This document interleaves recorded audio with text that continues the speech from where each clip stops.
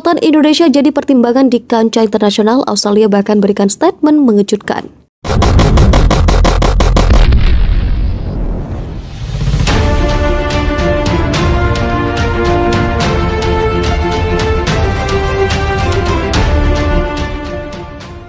Aktivitas Indonesia diam-diam tengah diawasi Australia. Memang Indonesia nampak memperkuat militer dengan membeli berbagai alutsista.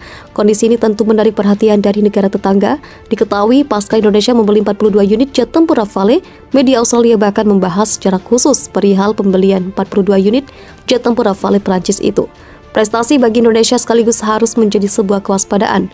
Australian Defense Medallion Wild Associate Defense Analyst di perusahaan data dan Atlantic Global Data mengatakan bahwa perjanjian tersebut merupakan kemenangan penting bagi industri pertahanan Prancis. Kesepakatan pembelian 42 unit jet tempur Rafale ini juga disebutnya sebagai peluang untuk bekerjasama dengan pemain utama lainnya di kawasan Indo-Pasifik yang akan memposisikan ulang Prancis dan perusahaan pertahanannya sebagai pesaing utama di pasar Asia Tenggara. Jumlah 42 unit jet tempur Rafale Prancis yang dibeli Indonesia untuk TNI AU ini melebihi perkiraan sebelumnya, yakni hanya 36 unit. Akuisisi Rafale untuk Tentara Nasional Indonesia Angkatan Udara mencakup solusi Tourney lengkap dengan paket komprehensif yang mencakup pelatihan awak pesawat, dukungan logistik untuk beberapa pangkalan udara Indonesia, dan pusat pelatihan dengan 2 simulator misi penuh. Kemampuan Omni-Roll Rafale yang unik akan memberi Indonesia alat untuk kedaulatan dan kemandirian operasional, memperkuat perannya sebagai kekuatan regional utama. Industri Indonesia akan mendapatkan keuntungan dari pengembalian industri yang substansial.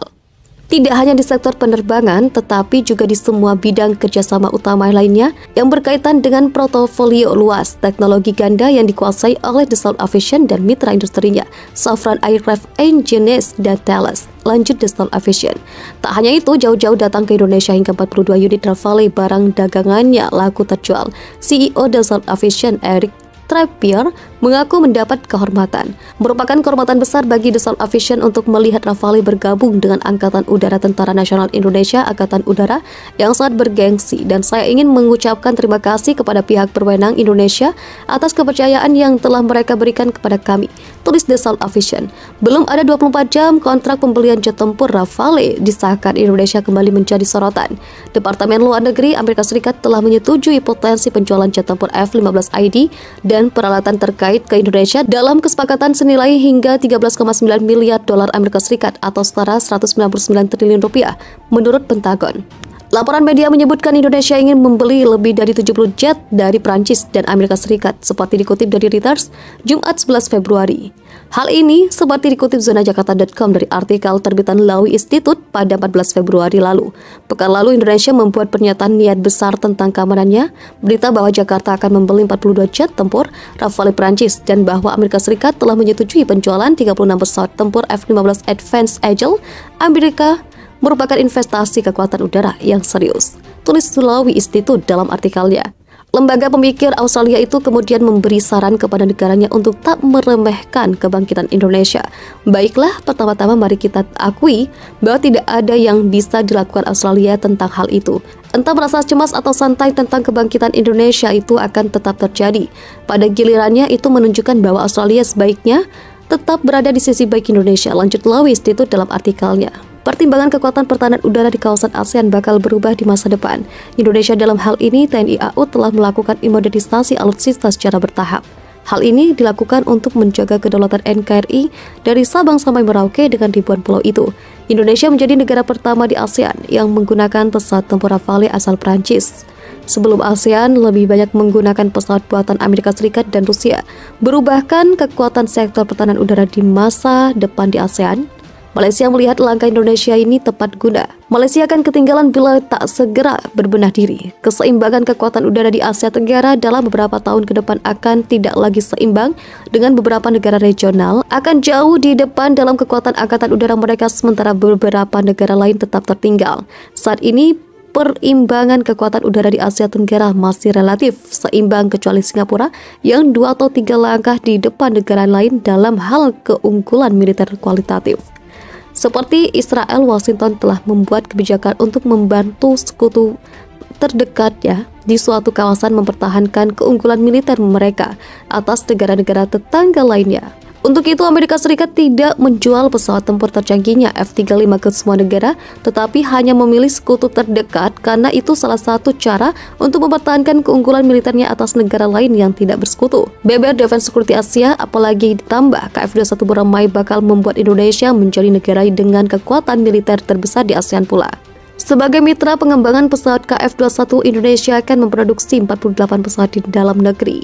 Dalam beberapa tahun ke depan, TNI AU akan dilengkapi dengan 42 Rafale, 48 KF-21, dan 36 F-15IX jika negosiasi Jakarta dengan Washington mengenai penjualan pesawat berjalan lancar. Indonesia sangat ingin menjadi kekuatan udara utama di Asia Tenggara dan sedang berusaha untuk itu, paparnya. Cina yang tahu pertumbuhan militer Indonesia lantas mencoba memepet Jakarta. Cina mendukung langkah Indonesia membeli Rafale di mana jet tempur itu untuk melawan Australia. Banyak pengamat menilai pembelian jet tempur Prancis yang agresif kali ini mungkin ditujukan ke Australia. Dari hal-hal tersebut di atas, tidak sulit untuk melihat bahwa pembelian pesawat tempur Rafale Prancis oleh Indonesia kemungkinan besar merupakan tanggapan atas bergabungnya Australia dengan kelompok Anglo-Amerika. Karena Indonesia secara pribadi telah merasakan potensi ancaman pembangunan kapal selam nuklir atas dasar menjaga persahabatan relatif dengan Cina. BBR Media Cina 163.com, Kamis 17 Februari 2022. Beijing juga siap menawarkan alutsista kepada Indonesia apabila negeri itu membutuhkannya untuk melawan Australia. Beberapa analis percaya bahwa begitu Indonesia dan Australia terjebak dalam perlombaan senjata, kemungkinan besar Indonesia akan terus memasok senjata dari Prancis. Dan kemungkinan Cina sebagai mitra sahabat dan negara tetangga adalah pilihan pertama Indonesia untuk pembelian senjata, lapor 163.com. Tapi anggapan Cina ini terbantahkan dari laporan Lowy Institute pada 15 Februari 2022. Menurut Lowy Institute, Australia saat ini tengah melakukan berbagai cara menggait simpati Indonesia agar mau berpihak kepadanya. Australia seharusnya melihat lebih dekat ke rumah, ke satu negara yang berbagi geografi strategis Australia dan yang dapat bertindak sebagai mitra dan pelindung kekuatan besar Indonesia, papar Lowy Institute. Karena Indonesia bisa menghalangi niatan Cina menyerang Australia. Setiap ancaman keamanan ke Australia yang berasal dari Cina harus melalui Indonesia, yang berarti Jakarta harus menjadi fokus diplomasi keamanannya, jelas Lowy. Apalagi langkah Indonesia membeli Rafale dianggap berlian.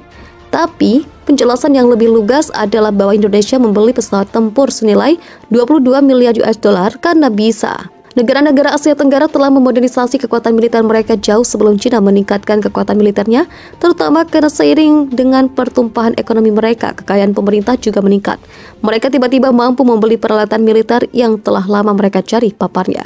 Australia yakin penguatan militer Indonesia bukan ditujukan kepada dirinya, namun justru untuk melawan Cina di Natuna Utara. Mengapa Indonesia melakukan investasi pembelian Rafale ini sekarang?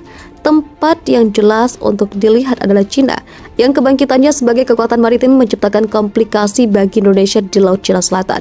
Untungnya, kedua negara memiliki satu kepentingan utama yang sama, yaitu memastikan bahwa Cina tidak pernah menjadi kekuatan dominan di maritim Asia Tenggara. Itu adalah tujuan yang seharusnya membawa mereka ke keselarasan pertahanan yang lebih dekat, paparnya. Tapi satu hal yang pasti, saat Cina dan Australia berebut simpati Indonesia, negeri ini akan tetap memperkuat militernya untuk menangkal semua ancaman yang datang mengganggu. Perlu diketahui bahwa pembangunan kekuatan militer Tiongkok di kawasan Laut Cina Selatan bisa menjadi ancaman banyak negara termasuk Australia, sang negara ASEAN lainnya.